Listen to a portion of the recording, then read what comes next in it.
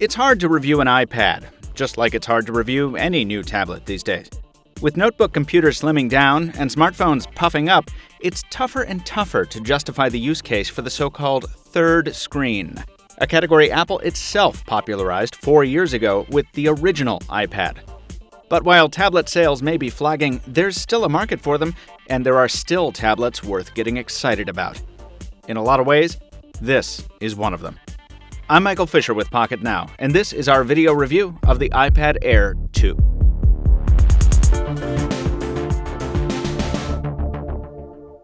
The iPad Air 2 is beautiful, because of course it is. No matter what your thoughts on Apple itself, it's tough to deny that the company makes gorgeous hardware.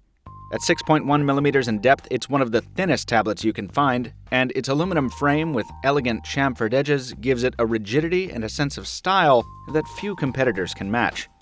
Despite the cool metal touch, it's also lightweight, which makes it easy to hold one-handed, even if you have to do it for a while. Apple made a big deal about the display and Touch ID on this model, and much of that is justified. The 9.7-inch laminated screen on the new iPad is bonded directly to the touch sensor and anti-glare cover glass, giving the sense that the graphics are floating right on top of the display. The IPS panel doesn't have the pixel density of some of its competition, and it doesn't have the bottomless blacks of AMOLED screens, but it's still excellent.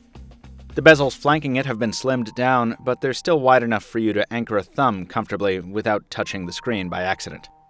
On the bottommost of those bezels sits Apple's Touch ID fingerprint scanner, right in the middle of the home button. It works well for unlocking the screen, and with third-party apps which support Touch ID. And for those who've gotten used to scanning their thumb on the iPhone, it's sure to be a welcome addition here. Just make sure you scan more than one thumb, because it's pretty awkward in table situations. In those cases, we're glad PIN entry is still an option. The only real complaint we have about the hardware is the omission of the side switch, which controlled either system volume or screen rotation on iPhones and earlier iPads. Yes, it's true that this setting is only a swipe away in iOS 8, but it was much simpler when it was just a handy mechanical toggle. Speaking of iOS 8, it's much the same here as it is on the iPhone 6 and 6 Plus, and we also have a full iOS 8 review at Pocketnow, so here we'll just talk about the broad ups and downs. To get this out of the way up front, yes, you're still confined to Apple's 4x5 grid of icons for a home screen, and yes, it feels very limiting if you're used to a Windows or Android tablet. Fortunately, you don't need to spend much time there because there's stuff hidden behind almost every edge.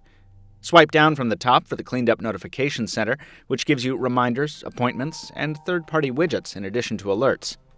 Swipe up from the bottom for a control panel, with sliders for brightness and volume, toggles for other system settings, and shortcuts to the camera and the timer for some reason. Sadly, one of our favorite features from the iPhone 6, reachability, isn't here, which is a shame because it would be useful even on this big screen and even though you never use this thing one-handed. Making up for that, Spotlight Search has made the cut. You can swipe down anywhere on the springboard and start typing to search almost everything on the device for that search term. It can also be used for quick web searches or to jump directly into a given app if you can't find it in all your folders.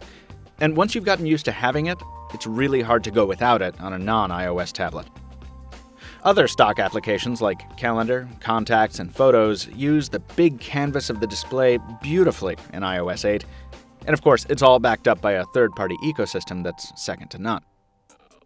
You're more likely to use the iPad's cameras for things like FaceTime video calling and document scanning, but occasionally you'll probably feel compelled to take a few photos with the iPad Air 2, and when you do, you'll find a straightforward and easy-to-use viewfinder with everything from slow-mo to time-lapse to HDR, and the results will look like this. Some great, some not so great, and on the average, ultimately okay. But no matter how good the photos turn out or how much mainstream acceptance this trend finds, remember that you still look like this. Remember that. Here's some video from the iSight camera, and we'll turn down the music to let you judge its quality for yourself.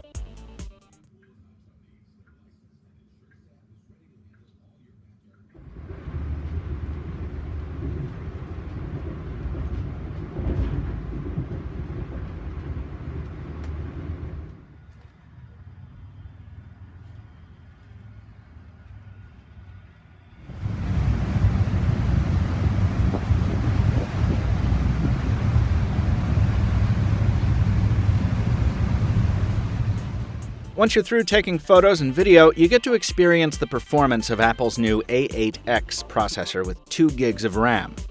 Juggling apps back and forth is as easy as a double-click on the home button, and responsiveness is as fluid as it gets. Gestures that used to seem silly are actually nice to have back after spending some time away from iOS.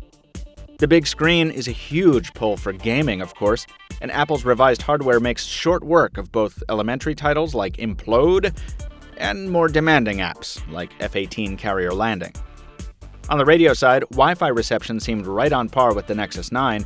We didn't have a cellular unit to test, so we'll leave that for another time.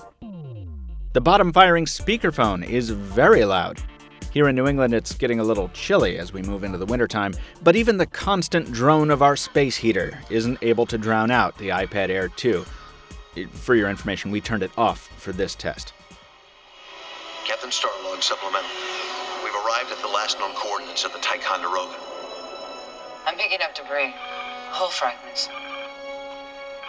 Nacelle casings. Several bodies.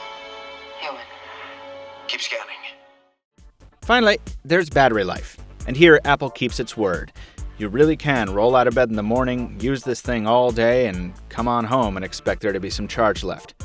While we'd like to see it charge faster, and it would have been great to see Apple sacrifice a little thinness for a bit more endurance, honestly, this thing lasts plenty long as it is. And after experiencing its super sleek profile for 2 weeks, it's going to be an adjustment going to anything thicker. iPads are typically not the most surprising tablets, and this edition is no exception. It's consistency that Apple's going for here, and it largely achieves that. This is an iterative improvement, but it's an iteration on a tablet that was already near, if not at, the top of the pile as far as quality goes. If you want to save some money, you won't be missing too much by opting for last year's iPad Air over this one, and there's even something to be said for trying the supersized smartphone route as well. But if it's a true tablet you're looking for, the iPad Air 2 is the safe choice for a solid experience. Pocketnow has other tablets, smartphones, and wearables on the review desk this month, from the Nexus 9 to the Droid Turbo to the LG G Watch R. So if you don't want to miss any of that, follow us on social media and subscribe here on YouTube. Also, check out our full written review of the iPad Air 2, available at Pocketnow.com November 6th. Till next time, this has been Michael Fisher with Pocketnow, Captain Two Phones on Twitter, reminding you that Bendgate is over. You can stop with the lame jokes in the comments. We'll see you next time.